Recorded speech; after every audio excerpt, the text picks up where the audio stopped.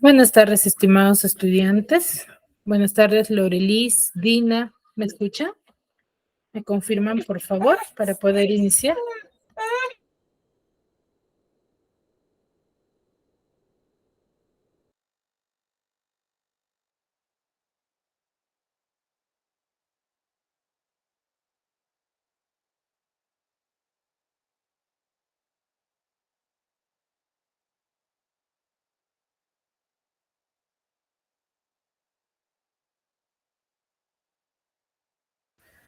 Muy bien, muchas gracias, Lorelis. Muy bien, chicos, vamos a iniciar con la clase del día de hoy, recordando lo que hemos trabajado ya. A ver, ¿quién me podría decir qué tema hemos desarrollado, qué tema hemos trabajado? A ver, Lorelis.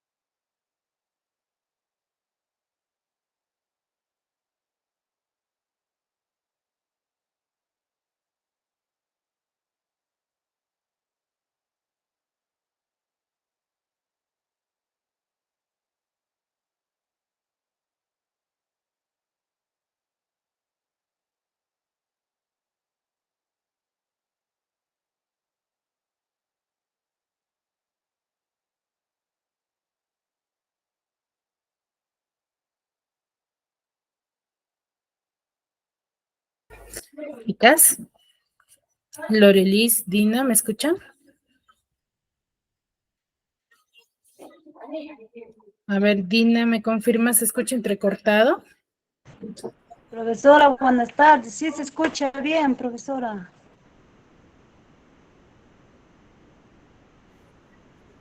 Ay, muy bien. A ver, Dina, ¿qué tema hemos desarrollado la clase pasada?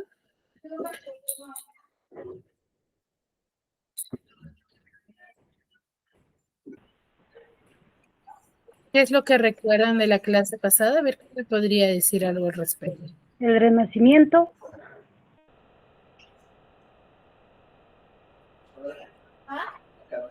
¿Ya?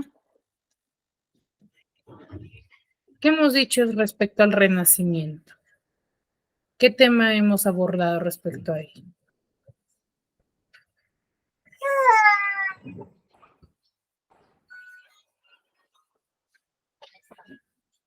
¿Qué características forman parte del Renacimiento? ¿Se puede identificar?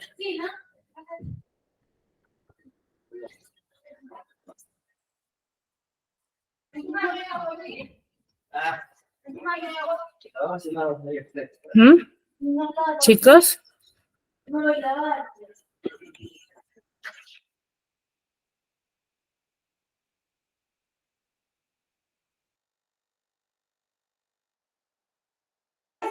Dina.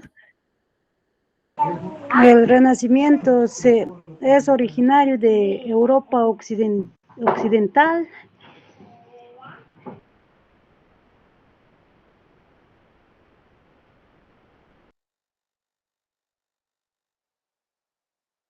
Muy bien. El Renacimiento va a surgir, como bien dice,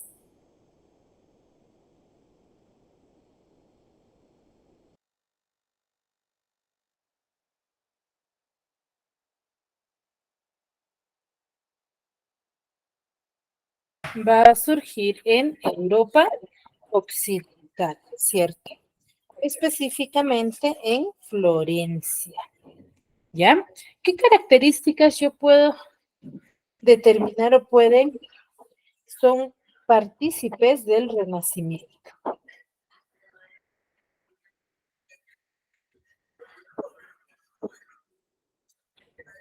Forman parte del Renacimiento. ¿Cómo yo identifico que una obra literaria es parte del Renacimiento?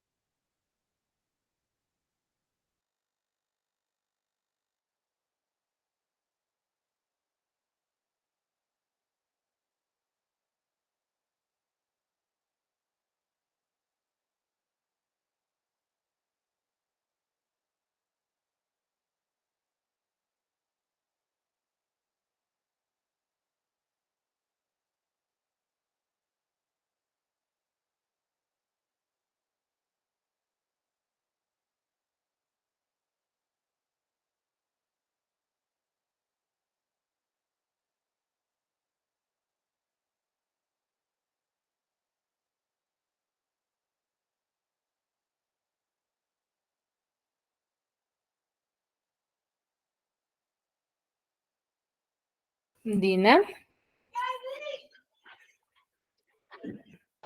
Una característica es A el ver, dulce estilo nuevo de los sentimientos sinceros hacia el amor. ya, muy bien, excelente. Se le reconoce como el dulce estilo nuevo, ¿cierto? Ahora, se va a caracterizar también, ¿por qué? Porque en el Renacimiento el hombre va a ser el centro de atención, ¿sí? Y lo que va a predominar más va a ser la razón, una revaloración cultural de la época, ¿sí? Y una valoración de la naturaleza, de cómo ellos van a ir formándose, ¿cierto? Se va a mostrar al hombre tal y como es. Ahora, ¿cómo se va a llegar a difundir los escritos del Renacimiento? ¿Gracias a qué se llega a difundir?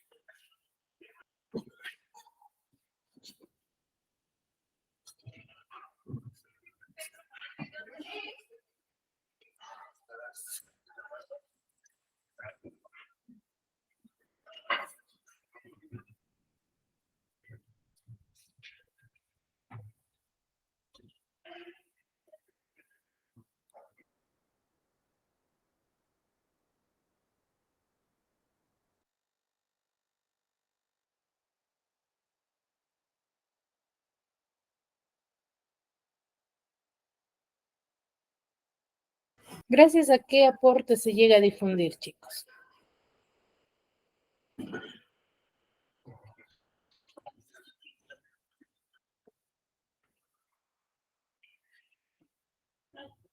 Pásame la tierra verde. Hay que ver, no se la lleva.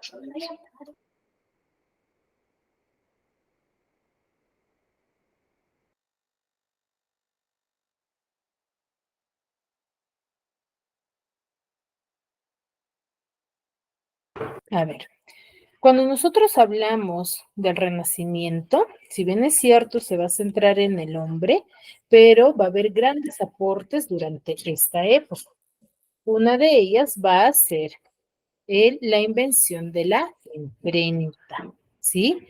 Que va a formar parte de la época y va a ayudar en la difusión de la literatura, ¿sí? La consolidación de la burguesía y los avances científicos van a formar parte de la temática o de los temas que se va a desarrollar dentro de la narrativa renacentista, ¿ya?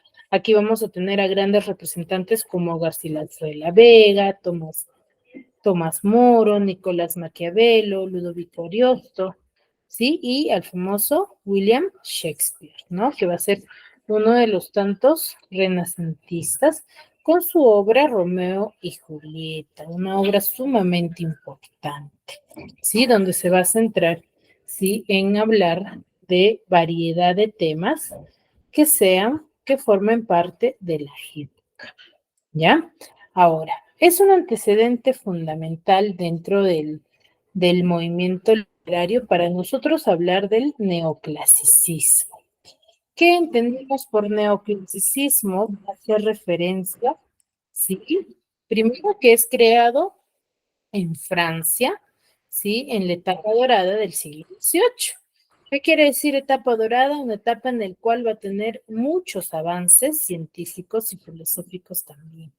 Ya el siglo de las luces y la Revolución Francesa. ¿Ya? El neoclasicismo va a ser creado en Francia durante la etapa dorada en siglo XVIII, el famoso siglo de las luces, y junto a ello la Revolución Francesa. ¿Ya? Ahora, ¿qué tipo de pensamiento y cuál es el estilo de los neoclásicos? Sí, va a tener un cambio quizás en cuanto a al movimiento renacentista, ¿no? Aquí se va a buscar la concientización del pueblo francés. Esa va a ser su finalidad, ¿no? La finalidad es concientizar al pueblo francés con la finalidad de educarlo, ¿no? En cuanto a su cultura, a sus formas de vida, ¿sí? Y van a plantearse las ideas de un grupo de intelectuales, de un grupo de filósofos, se podría decir, ¿no?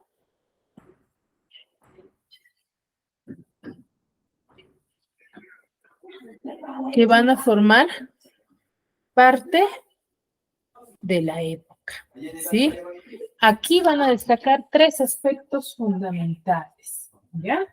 Tres aspectos fundamentales van a formar parte de la historia, ¿sí? La razón, la ciencia y el progreso van a ser parte de los pensamientos neoclásicos, ¿sí? Del pensamiento neoclásico. Van a ser tres, ¿no? La razón, la ciencia y el progreso, ¿ya? La discriminación va a ver a las ideas religiosas y a los privilegios de la iglesia. Va a ser un rechazo a ello, ¿no? Aquellas ideas ideológicas, aquellos pensamientos religiosos de divinidades, ¿no? Y los privilegios de la nobleza. Va a ser parte fundamental, ¿sí? Que van a estar en contra de ello. Por eso es que van a combinar la temática de la razón, ciencia y progreso. El estilo que ellos van a hacer, van a tener, va a perder protagonismo con la aparición del romanticismo, ¿ya? Pierde el protagonismo con la aparición del romanticismo, ya se va a dejar de lado. Y cuenta con va a ser estética en cuanto a su escritura, las palabras que van a usar, la sencillez en cuanto a la interpretación de su texto y la simetría.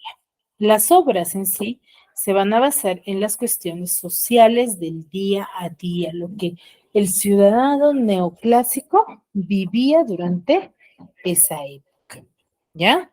Y se va a basar en la razón y la libertad, ¿no? En la libertad, en el sentido de que se debe de manifestar su pensamiento, ¿no? Su forma de pensar, su ideología, ¿no? Entonces eso es. Y dejan de lado a los sentimientos que ponen base a la, ¿sí? Entonces, ¿va a haber un pensamiento ilustrado? Sí. ¿Por qué? Porque van a ser hombres conocedores de diversos temas, ya no solamente de un solo tema. ¿Ya? Ahora, si bien es cierto, nosotros vamos a hablar del movimiento, pero no solamente en un arte, sino en las diversas artes que se van a llegar a manifestar durante esta época. ¿Ya? Si bien es cierto, vamos a hablar de una literatura, pero también de la arquitectura, de la música, de la pintura, cómo es que ellos se van a llegar a manifestar durante todas estas artes, ¿no? Ahora, si bien es cierto, vamos a tener ciertas características, ¿no? La razón, la elegancia, la simetría, que van a formar parte también de las características de las demás artes, ¿sí? Por ejemplo, en la arquitectura se va a presentar la elegancia, la sobriedad, el exceso de detalle, ¿sí? Va a formar parte de del arte de la arquitectura, ¿sí? Entonces, si bien es cierto, se forman muchas artes, ¿sí? O las características van a formar parte de ello, pero cada una con su particularidad, ¿no? De manera independiente, ¿ya? Pues la elegancia, la sobriedad y el exceso de detalles forma parte de la época, dentro de la arquitectura.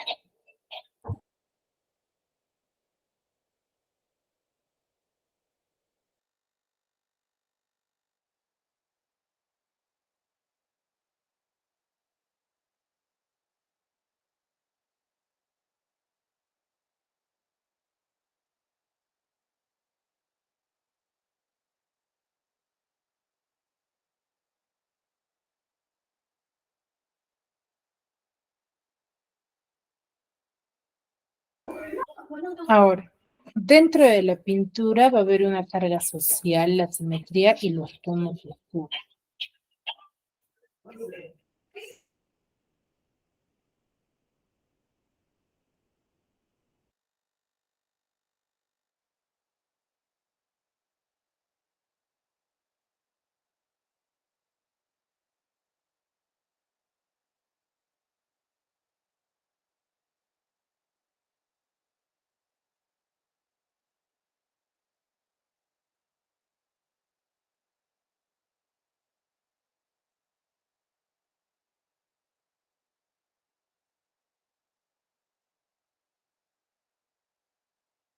Entonces, de la misma forma, en la pintura se va a presentar dichas características, ¿no? Pero de manera independiente, de forma particular, que va a ser parte de el propio arte, ¿no? La carga social, se va a dar en cuenta la carga social con la cual se vivía en esa época, la simetría, ¿no? Esa secuencia de los colores, los tonos oscuros van a prevalecer dentro de la pintura de los neoclásicos. Ellos van a usar más tonos oscuros, como lo pueden observar en la imagen. Ahora, en la literatura va a dejar de lado su carácter intimista, va a formar y educar a los ciudadanos y van a ser ensayistas y críticas, ¿no? ¿Qué quiere decir? Deja de lado su carácter intimista de involucrarse, de estar dentro del ser humano, del pensamiento del ser humano. Y su literatura va a ser para formar y educar a los ciudadanos, ¿ya? Por eso les decía, ¿no? Aquí es lo que va a aparecer las famosas enciclopedias. ¿sí? Las famosas enciclopedias, porque ya no solamente la finalidad del escritor va a ser en dar a conocer la historia en la cual se encontraba, lo que vivía la sociedad, sino más bien también van a escribir con la finalidad de educar al pueblo, ¿sí? Y van a ser ensayistas y críticos a la vez, ¿sí? En su mayoría de casos, mejor dicho. ¿Me dejo entender?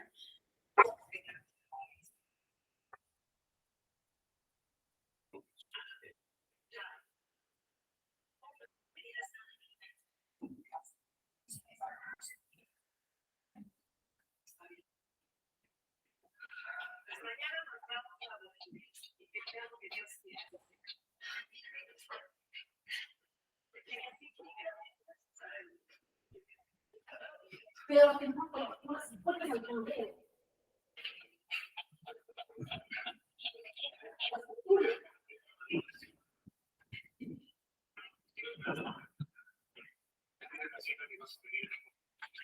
¿Sí?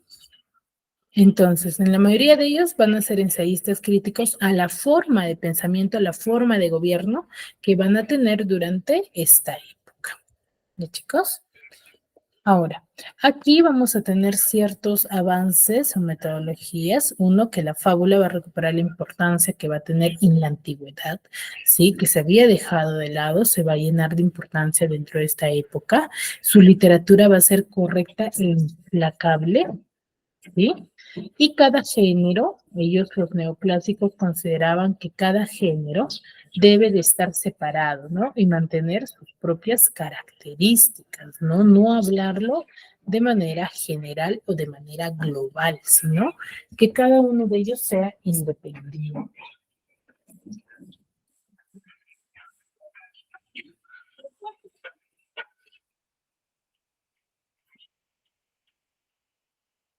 ¿Sí?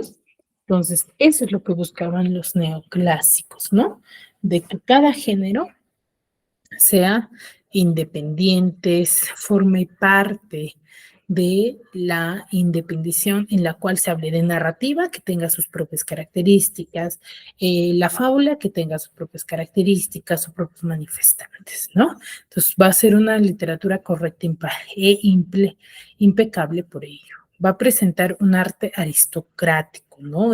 Que va a estar influenciado por el gusto francés, ¿no? Por esa ideología francesa, ¿no? Va a ser una revaloración de la cultura francesa, ¿no? Esa va a ser la finalidad de los neoclásicos.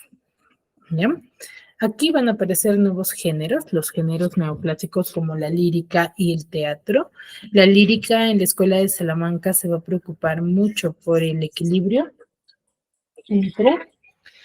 entre la expresión y el contenido, y van a cultivar temas morales con un evidente afán didáctico, ¿no? Entonces, en la Escuela de Salamanca se va a preocupar por ello, ¿no? Y van a cultivar esos temas morales, ¿no? Ideologías morales del ser humano. Y dentro del teatro va a insistir en la finalidad didáctica y moral, ¿sí? Y va a proponer la reducción del número de personajes. En el teatro barroco va a haber demasiado para el gusto de los neoclásicos, ¿no? Ellos consideran de que era exagerado, ¿no? Entonces se va a reducir eso. Ahora, uno de los grandes representantes, ¿sí? Es Tartufo dentro de la historia, ¿no? Del famoso Molière. ¿Quién era Molière?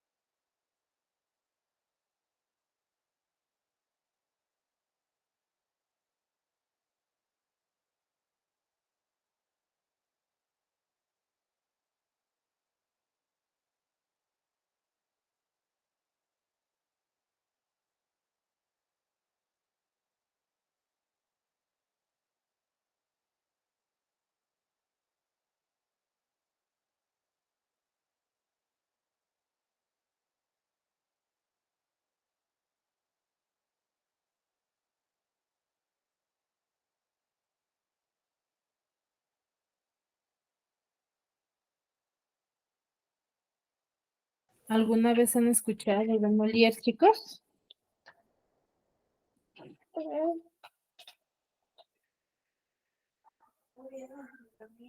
Dina, Lorelis.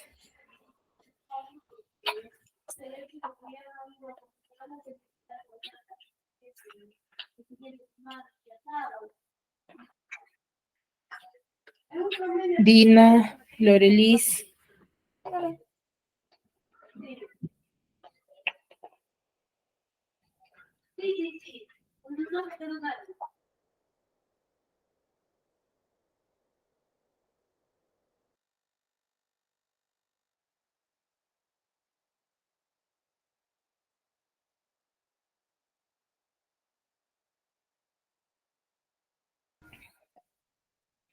Dina, ¿me escuchas? Sí, Miss. A ver, ¿alguna vez has escuchado de Molière o conoces alguna obra literaria que forme parte del neoclasicismo, como el que acabamos de ver, con las características que acabamos de ver?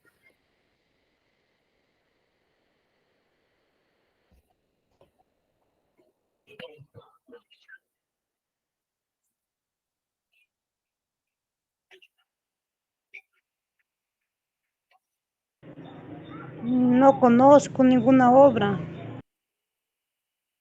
A ver, cuando nosotros hablamos de Molière, vamos a darle gran importancia porque es uno de los grandes representantes que va a nacer en París. En sí, su verdadero nombre de él va a ser Jean-Baptiste Poquelin, ¿ya?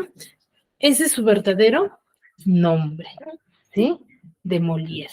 Ahora, él nace en París el 15 de enero del año 1622 y fallece en la misma ciudad el 17 de febrero de 1673. Él es considerado uno de los más grandes autores teatrales de la historia y padre de la comedia francesa. Sí, por eso es muy reconocido a través del tiempo. Su relación con el teatro se va a iniciar en 1643, donde va a firmar él junto a los Béjart, comediantes, el acta de la constitución del ilustre teatro, que va a pasar a dirigir sin mucho acierto un año más tarde. Durante 5 años, Molière se va a pasar o va a dejar la capital francesa para ser actor, en el cual él va a volver en el año 1650 a hacerse cargo de la compañía, ¿no? Y es donde va a cobrar fama sus farsas y obras cómicas que va a escribir, ¿no? Siendo instalados por el rey francés en el teatro de Petit Bourg. ¿Sí? Ahí sus obras empiezan a cobrar popularidad, siguiendo la máxima de corregir las costumbres riendo, ¿no? Lo cual, junto con la protección real, hace que Molière se gane enemigos, pues, ¿no? En base a sus pensamientos, a su forma de manifestar su vida. ¿No? Hace que Molière se gane enemigos entre los que son ridiculizados en sus obras, ¿no? Ya en 1664, él va a ser nombrado responsable de las diversiones, ¿no? De la corte. Y ese mismo año se va a estrenar la obra famosa Tartuffe, que forma parte de el movimiento, ¿no? Del neoclasicismo. Es una obra crítica que va a criticar a la hipocresía religiosa y que va a provocar airadas reacciones, ¿no? Entre las clases conservadoras, donde va a obligar al rey a prohibir la obra durante 5 años, ¿no? Porque es una crítica a la sociedad, ¿sí? Ya con el apoyo real, sin embargo, la compañía va a pasar a ser compañía real, aunque su salud se va resintiendo, ¿no? Molière va a seguir escribiendo obras inmortales como El misántropo, El médico de palos y su última obra, El enfermo imaginario, ¿no? Y va a pasar tristemente a su historia debido al ataque que él va a proponer, ¿no? Actor y autor va a tener en una de sus representaciones del que no se va a recuperar y va a fallar, se va a morir, ¿no? Entonces, una de sus grandes obras ¿sí? Es el famoso Tartufo. ¿De qué trata Tartufo? Tartufo es una comedia donde va a presentar a un ingenuo padre de familia que se le denomina Orgón, al cual se encontraba con un Tartufo y decide llevarlo a su casa como ayuda, ¿no? Entonces, Tartufo es un impostor, ¿sí? Que se hace pasar por un hombre piadoso y ejemplar, donde va a cautivar la atención de Orgón. Entonces, se gana la confianza y va a conseguir que le conceda la mano de su hija. Sorgon acepta porque no sabía cómo era en sí Tartufo, pero su esposa, Elvira, y su hija no le creen, entonces deciden desenmascararlo, ¿no? Entonces, su esposa de Orgón va a ver inconveniencia entre el matrimonio que va a tener Tartufo con su hija y se va a valer para hacer una declaración amorosa, ¿no? Pero ellos ya conocían que Tartufo era un hipócrita, que no contaba lo que en realidad era en la persona, ¿no? Entonces, sin embargo, cuando le dicen a Orgón se niega a aceptar ello. Entonces, no cree que Tartufo sea así. Entonces, se va a negar a crecer en la acusación y va a expulsar a su hijo. Entonces, ahí la esposa urde un plan para hacer caer al hipócrita, ¿no? En una trampa, donde va a ocultarse con su esposo debajo de la mesa y van a fingir que aceptar los requerimientos amorosos. Ante esa evidencia, Orgón echa de su casa, ¿por qué? Porque Tartufo se va a mostrar tal y como es, ¿no? Pero Tartufo va a replicarle, ¿no? Cuando Orgón va a decidirle botarle de su casa y va a decir que él tiene los papeles de su propiedad. Sin embargo, la oportuna intervención de la justicia, porque aquí sí se usa la razón, van a detener a Tartufo y va a castigarlo, ¿no? Entonces, de esa manera culmina la historia, ¿no? Que trata de un ser hipócrita que muestra un rostro que no era cierto con tal de obtener beneficios a cambio nada más. Entonces, vamos a ver un pequeño video respecto a esta obra. A ver.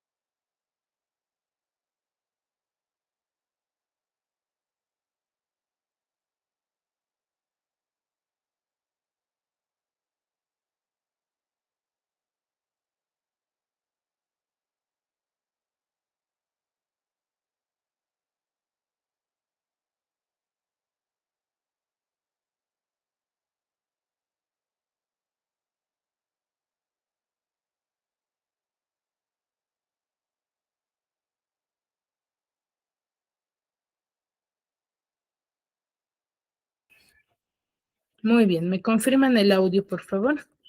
Hola a todos y bienvenidos a De Arte. En el día de hoy les traigo un resumen de la obra Tartufo. comencemos.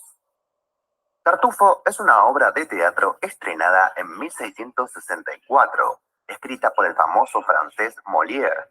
La misma comienza de la siguiente manera. La obra sucede en la casa de Orgon. La madre de él, Madame Pernelle, decide dejar la casa de su hijo porque no le gusta el comportamiento del mismo. Le parece inmoral, decadente. Ella también ve a su nieto, Damis, y a su nieta, Marianne, como dos personas que no le gustan. Tartufo es el único que le agrada y él es un invitado. Este fue invitado por el mismo Orgon, quien le encanta la forma de ser de Tartufo. Sin embargo, el resto de la familia cree que Tartufo es un fraude y un mentiroso. Madame Pernelle entonces se va. La sirvienta, Dorine, y el cuñado de Orgon, Cleante, se plantean cómo podrían convencer a Orgon de que Tartufo es un manipulador. Damis, por otro lado, está preocupado que Orgon no quiera que Marianne se case con Valer, su pretendiente, por la influencia de Tartufo, a pesar de que ya aceptó el matrimonio. Orgon, sin embargo, cree en la pobreza y humildad de Tartufo. No lo ve como los demás. Cleante, sin embargo, dice que Tartufo es un hipócrita. En eso, Cleante le pregunta sobre el matrimonio de Marianne y Orgon esquiva las preguntas. Ya pasado un tiempo, Orgon anuncia que quiere que Marianne se case con Tartufo. Ella se sorprende pero debe obedecer. Dorine suplica a Orgon. La diferencia de edad es mucha. Orgon no quiere saber nada. Él ya tomó la decisión. Marianne, si bien está triste, tiene que obedecer a su padre. Valer se enoja, pero entre Dorine, Valer y Marianne acuerdan ver cómo hacer para conseguir que Orgon cambie de opinión. Quieren que Elmire, la esposa de Orgon, controle a Tartufo, ya que éste la desea. Dorine los deja a solas y ella le ruega que renuncie a los reclamos por Marianne. Sin embargo, Tartufo esquiva todo esto, pero a la vez como que busca tener algo con ella. Elmire se enoja y le dice que le contará a Orgon sobre esto a menos que retire sus intenciones con Marianne. Tartufo parece que va a aceptar, pero aparece Damis enojado y Tartufo no dice nada. Aparece Orgon también y Damis le dice lo que piensa sobre Tartufo. Este aprovecha y se muestra como víctima y pide piedad, lo cual impresiona a Orgon. Damis se niega a retirar su reclamo y Orgon lo echa de la casa. Tartufo, en cambio, finge humildad y dice que también debería irse, pero Orgon le dice que no, que se quede y hasta lo nombra heredero. Cleante luego intenta desenmascarar a Tartufo, pero no puede. Marianne le ruega a su padre que no lo haga casarse con él, pero esto es en vano. Elmire es la única que logra convencer a Orgon de que se esconda mientras habla con Tartufo para que vea quién es. Lleva entonces a Tartufo a la habitación y le dice que ella se siente atraída por él también. En este acto, Tartufo deja ver que es un fraude y Orgon se da cuenta. Sale a confrontarlo, pero Tartufo le dice que tiene la escritura de la casa y que puede causarle problemas porque además posee la caja fuerte. Orgon se siente preocupado, le explica a Cleante los problemas que esto puede traerle, ya que en esa caja se encuentran los papeles de alguien que le fue desleal al rey. Orgon está furioso. Damis y Madame Pernelle regresan. Los demás intentan convencer a la mujer que Tartufo es un traidor. Sin embargo, aparece un policía, el Monseñor Loyal, que dice que deben abandonar la casa, porque Tartufo es el poseedor de la misma ahora. Y esto va para peor, porque justo llega Valer, quien dice que Tartufo entregó la caja fuerte al rey y ahora hay una orden de arresto contra Orgon. Justo antes de que Orgon huya, Tartufo se burla de la situación. Pero en ese momento, el policía, en vez de arrestar a Orgon, arresta a Tartufo, porque dice que el rey vio el engaño del hipócrita. La familia se siente en calma y Tartufo tiene su merecido. Orgon anuncia que planificará la boda entre Marianne y Valer. Y así es como termina esta obra. Recordad que podés ver un pequeño análisis de la historia, de los personajes y preguntas que nos pueden surgir a partir de la lectura del libro, haciendo clic en el video que se encuentra en pantalla. Si te gustó y te sirvió este resumen, No te olvides de suscribirte, compartirlo y dejarlo me gusta.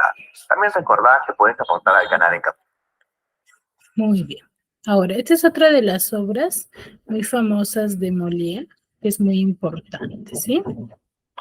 Jean-Baptiste Poquelin nació el 15 de enero de 1622 en París, Francia.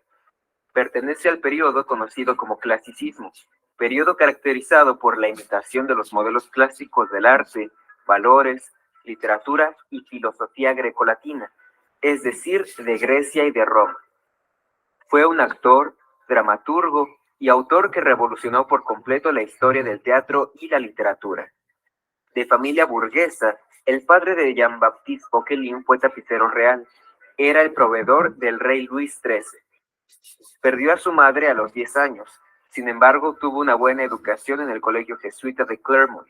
Ahí fue donde estudiaron algunos de sus contemporáneos y donde se empezó a interesar por las comedias en latín de Plauto y Terencio, y posteriormente estudiaría Derecho. Algunos años después, Jean-Baptiste Poquelin conoce a la actriz Madeleine Béjart, pareja sentimental con la que fundaría en 1643 el Ilustre Teatro. Fue en ese periodo de su vida cuando Jean-Baptiste Poquelin adoptaría el seudónimo de Molière. Pero en 1645 su teatro fracasaría y Molière se vería envuelto en problemas financieros, razón por la cual el teatro cerró y Molière fue encarcelado. Una vez saliendo de prisión, viviría una larga aventura de 13 años con la compañía de actores de Duprenz, de 1645 a 1658, donde adquiriría toda su experiencia y sería influido por la comedia del arte por parte de grupos de actores italianos. Molière tuvo la oportunidad de presentar una de sus comedias al rey Luis XIV y a su corte. Desde ese momento, el rey se maravilló con la presencia de Molière y lo tomó bajo su protección.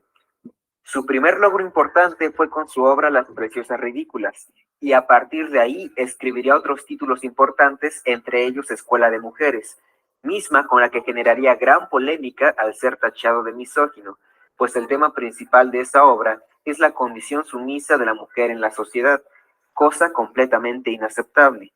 Pero él siempre afirmó que sus obras estaban basadas en la observación crítica de la sociedad. Definía la comedia como una pintura siguiendo la naturaleza y afirmaba que el objeto de la comedia es representar en general todos los defectos de los hombres y principalmente de los hombres de su siglo. Una de sus máximas favoritas sobre la comedia era el conocido dicho latino: critica la costumbre haciendo reír. Murió en escena en 1673 mientras interpretaba El enfermo imaginario, una obra cuyo tema central es la hipocondría, pero él realmente estaba enfermo, y así culminó su vida.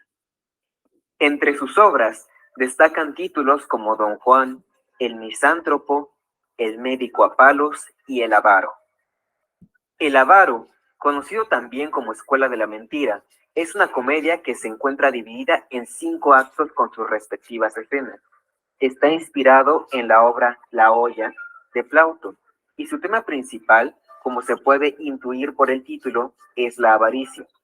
Los personajes que aparecen son Harpagón, Cleanto, Elisa, Valerio, Mariana, Anselmo, Frosina, la señora Claudia, Flecha, Simón, Santiago el cocinero, que en algunos libros aparece como Jacobo, Brindaboin y Merluche, en otros libros bajo los nombres de Millavena y Merluza, y finalmente el oficial y su asistente. En El avaro, Molière nos presenta a un hombre llamado Harpagón, un hombre de más de 60 años, extremadamente codicioso y tacaño, que a pesar de ser rico, no incluye en su vocabulario la palabra gastar, a tal grado de reducir sus gastos incluso para su persona. Su mundo es el dinero, y si para obtener más debe tratar mal a las personas, a su familia o a sus sirvientes, lo hará sin pensarlo 2 veces. Harpagón tiene 2 hijos de nombre Cleanto y Elisa, quienes tienen el deseo de casarse, pero para ello deben de obtener la autorización de su padre, cosa que no será nada fácil debido a la situación en la que se encuentran. Por un lado, Elisa desea casarse con Valerio, uno de los fieles lacayos de Harpagón y que está en búsqueda de su padre, a quien perdió en un naufragio, y Cleanto desea casarse con Mariana, una muchacha que vive en compañía de su madre, una joven de naturaleza amable y gentil, llena de atractivos y honestidad, pero de hacienda y fortuna escasa, escenario que no alegrará a Harpagon, pues no podrá obtener un beneficio económico de ello. La historia empieza a tomar otro rumbo cuando ambos hijos deciden enfrentarse a su padre y aclararle su deseo de contraer matrimonio, pero en el acto, Harpagon se adelanta y les revela información crucial para el desenlace de la historia, información que dejará pasmado al lector. Harpagon le explica a Elisa que sin importar sus sentimientos, ella debe casarse con Anselmo, un hombre sumamente rico con el cual se podrá beneficiar económicamente, y a su vez expresa que él mismo se casará con una joven que le resulta encantadora y cuyo nombre es Mariana, es decir, padre e hijo pretendían a la misma mujer. Harpagon utiliza a Frosina, una casamentera, para que arregle su boda con Mariana, quitándole así la oportunidad a su hijo Cleanto de explicarle todo. En un momento de la trama, Flecha, un sirviente de Cleanto, informa que ha encontrado, enterrado en el jardín, el tesoro de 10,000 escudos de oro de Harpagon. Cleanto utiliza esto para hacer un trato con su padre, la mano de Mariana a cambio de su dinero. Y siendo alguien de naturaleza tacaña, Harpagon acepta con tal de conservar su fortuna intacta. Así pues, en una cena ofrecida por Harpagon, el lector podrá descubrir algo que lo dejará helado y atónito. Pero como ya es costumbre, no diremos nada para que el espectador tenga oportunidad de maravillarse ante la lectura de esta obra. Hay acusaciones por doquier de parte del avaro, acusa del ladrón hasta a su sombra. Finalmente se aclaran las cosas y se celebran las bodas de ambos hijos con Valerio y Mariana, bajo las condiciones de que le fuera devuelto su cofre de 10,000 coronas a Harpagon y bajo el trato de no pagar ni una sola moneda para las bodas. Y así culmina El avaro, una obra que pretende criticar la avaricia y la hipocresía de la nobleza parisina.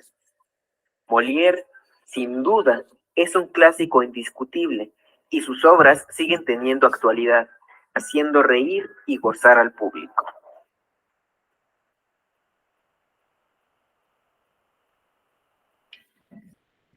Muy bien, chicas. ¿Qué les pareció la obra? Ambas obras, claro está. Interesante. Sí, ¿verdad? Muy bien. Hasta aquí, ¿alguna consulta, alguna duda, algo que quizás quisieran saber? Lorelis.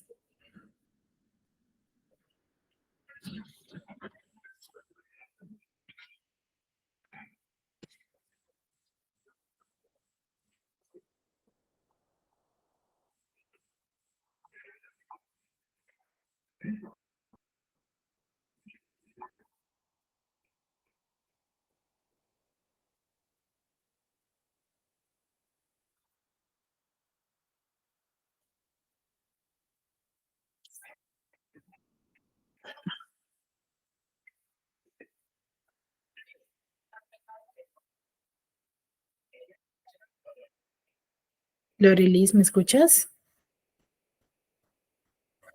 Bueno, veo que no hay consultas ni hay preguntas.